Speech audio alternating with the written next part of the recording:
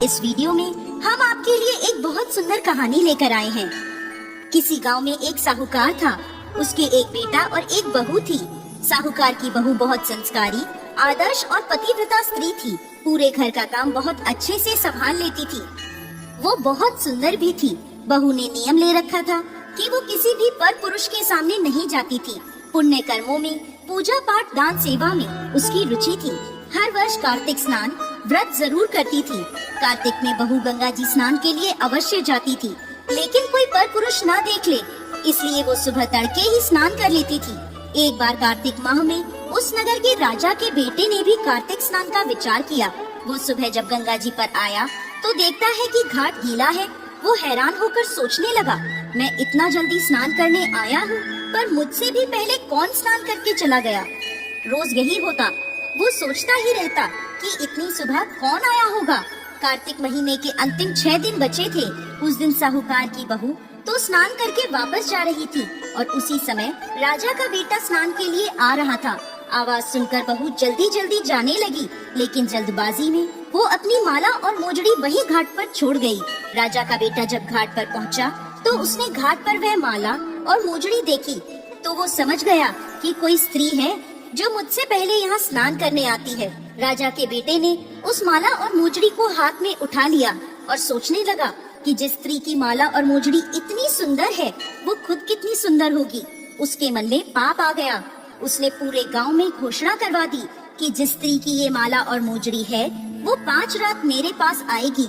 सारे गाँव में थू थू होने लगी, लेकिन राजा का बेटा है, कोई बात टाल ही नहीं सकता। साहूकार की बहू ने राजा के बेटे को संदेश भिजवाया, ये माला और मोजड़ी मेरी है। मैं 5 रात गंगा जी के घाट पर आऊंगी। वहाँ मुझसे जो कहना है कह लो। साथ ही एक साक्षी ले आना जो यह साख भर सके कि मैं 5 रातों तक वहाँ आई थी। राजा के बेटे ने कहा, इस परम सुंदरी को तो बस मैं ही देखूंगा। और अपने साथ उसने एक सुवा को, बोलने वाले तोते को पिंजरे में बंद करके घाट के किनारे पेड़ पर टांग दिया और खुद वहाँ बैठकर उस स्त्री के सपने संजोने लगा। बहू रात को जब घाट पर आई, पहली पौड़ी पर पैर रखा और बोली, हे कार्तिक के ठाकुर, राई दामोदर, 5 पांडु, छठे नारायण, भीकम राजा, मुझ पर कृपा करो, मेरी लाज रखो, उस पापी को नींद आ जाए।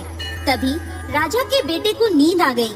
बहू नहा धोकर जाने लगी तो तोते से बोली, सुवा सुवा, तेरे गल डालूंगी हीरा, मेरी साख भरियो मेरे वीरा। सुवा यानी तोता बोला, कभी वीर भी साख भरता है। तो फिर से वह बोली, सुवा सुवा, सुबह तेरे पग घालूंगी नेवर, साख भरियो मेरे देवर। सुवा ने कहा, ठीक है भाभी, मैं तेरी साख रखूंगा। वो चली गई।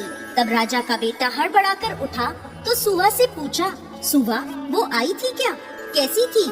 सुवा बोला, आभा की सी बिजली, होली की सी झल, केले की सी कामिनी, गुलाब का सा रंग। अगले दिन राजा के बेटे ने सोचा, आज मैं अपनी उंगली में चीरा लगा लेता हूँ, दर्द के मारे मुझे नींद ही नहीं आएगी। वह उंगली चीर कर वहाँ लेट गया। बहू आई और उसी तरह प्रार्थना करने लगी और राजकुमार को फिर से नींद आ गई। वो स्नान करके फिर चली गई। राजकुमार ने फिर तोते से पूछा तो उसने वो सारी बातें दोहरा दी। अगले दिन राजकुमार आँखों में मिर्ची डालकर बैठ गया। बहू आई, उसी तरह प्रार्थना करने लगी। भगवान के प्रभाव से राजकुमार को फिर से नींद आ गई। जब वह चली गई तब राजकुमार उठा और फिर से तोते से पूछा। तोते ने वही सारी बातें उसे बता दी।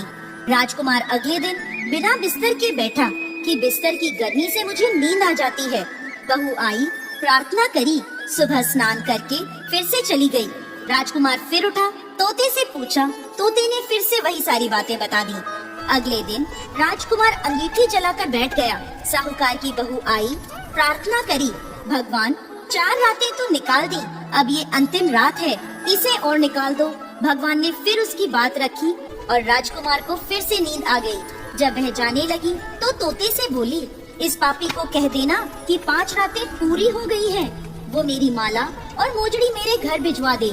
सुबह राजकुमार की आँख खुली तो तोते से पूछा, क्या वो आई थी?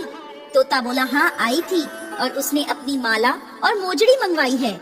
ये सुनकर राजकुमार सोचने लगा कि वह तो सत की थी, तभी तो भगवान ने उसका सत रखा।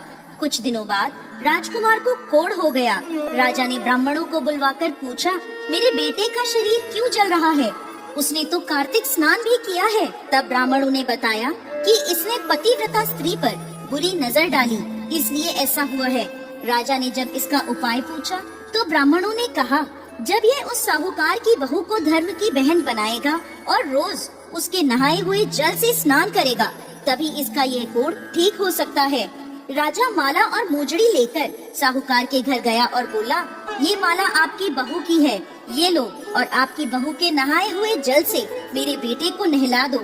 साहूकार बोला, महाराज, वो तो किसी पराये पुरुष का मुंह तक नहीं देखती, आप इसे इस नाली पर बिठा दीजिए। जब वो नहाएगी तब उस पानी से आपका पुत्र नहा लेगा। राजा ने ऐसा ही किया।